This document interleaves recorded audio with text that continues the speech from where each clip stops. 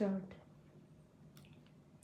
क्या कभी आपने भागवत गीता पढ़ी है या उसके बारे में आप कुछ जानते हैं? हाय, वेलकम टू रीना हैना चैनल। मैं आज आपसे गीता के बारे में बात करना चाहती हूँ।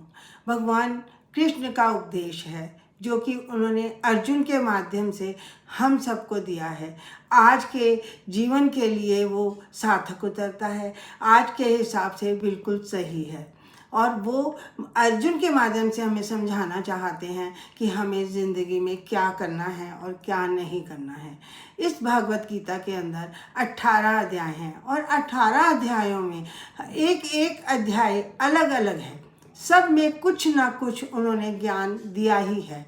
जैसे किसी में उन्होंने दिया है कि आप भक्ति कैसे करें, आप ध्यान कैसे करें, या फिर आप को कर्म करने हैं या नहीं करने हैं, आप साधु संत बनना चाहते हैं या नहीं बनना चाहते, आपको बनना चाहिए या नहीं बनना चाहिए। क्योंकि कृष्ण भगवान कहते हैं कर्मों को करना हमारा फर्ज है, हमें कर्म करने के लिए ही आए हैं, सिर्फ चॉइस हमारी है कि हमें कैसे कर्म करने हैं। ऐसे ही उन्होंने हर जगह का, हर समय का ध्यान रखकर हमें वो शिक्षा देने की कोशिश करी है कि हम किस किस तरह से भगवान को पा सकते हैं, या फिर हम अध्यात्म की ओर जा सकते हैं, या फिर हमारा जन्म किस लिए हुआ है।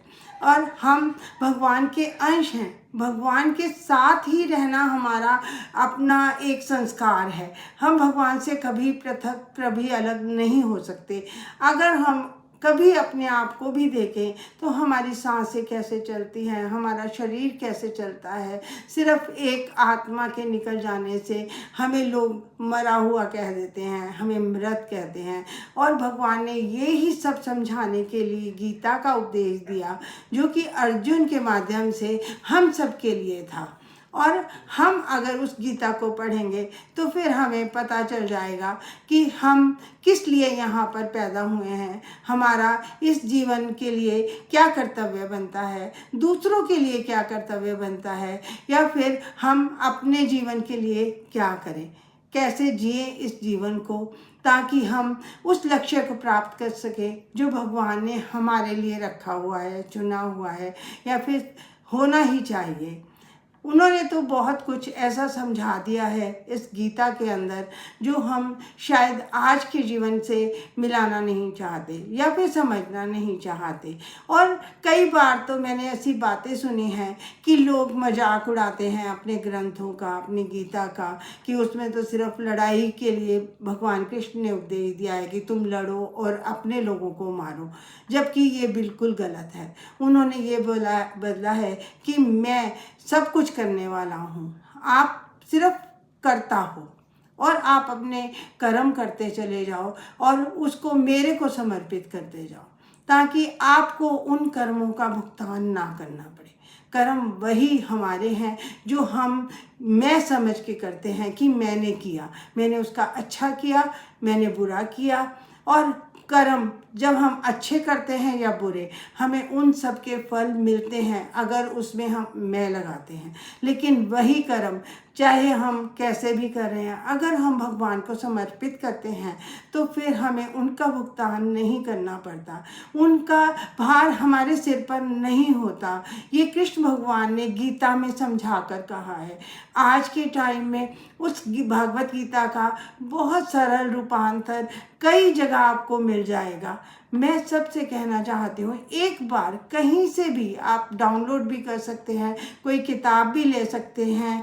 गोलोक एक्सप्रेस वालों ने भी गीता का बहुत ही एक छोटा वर्जन, बहुत एक आसान वर्जन निकाला है जो आज के लिए बहुत ज़रूरी है। और जब हम उसको पढ़ते हैं तो हमें बहुत जल्दी से उसका समझ आ जाता है कि एक्चुअली गीता में क्या लिखा है। कई बार हम इसीलिए कोई ग्रंथ नहीं पढ़ना चाहते क्योंकि हमें समझ नहीं आता या फिर हम समझना ही नहीं चाहते।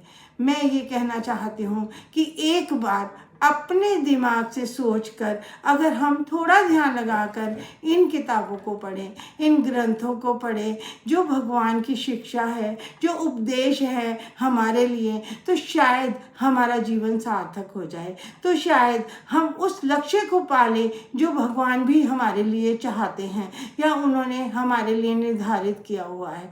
अगर आप एक बार सोच के देखें कि हम क्या हैं और भगवान क्या है। कई लोग भगवान को नहीं मानते, ठीक है मत मानो, लेकिन अपने आप को तो मानते हो। कौन हो आप? क्या आप ही भगवान हो सकते हो? सिर्फ क्या है ऐसा जो आपको जीवित रखता है? क्या है ऐसा जो आपको कुछ करने से मजबूर कर देता है? ऐसा क्या है जो शक्ति आपके अंदर है और आप उसके साथ साथ अपने जीवन को व्यतीत करते हैं? चाहे आप कुछ साल जिए, चाहे आप 100 साल से भी ज़्यादा जिए, वो शक्ति ही है जो आपको चला रही है।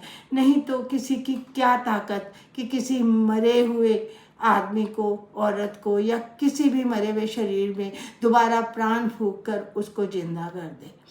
वो आत्मा जब निकल जाती है तो वो भगवान से मिलती है या नहीं मिलती ये मुझे नहीं पता, लेकिन भगवान कृष्ण ये कहते हैं कि ऐसे कर्म करो ताकि वो आत्मा मेरे से स्वरूप में मिल जाए, क्योंकि वो बनी ही इसीलिए है, उसका कभी अंत नहीं होता। आप एक बार पढ़ कर देखिए, आपको अच्छा लगेगा। आज के लिए बस इतना ही। खुश रहिए।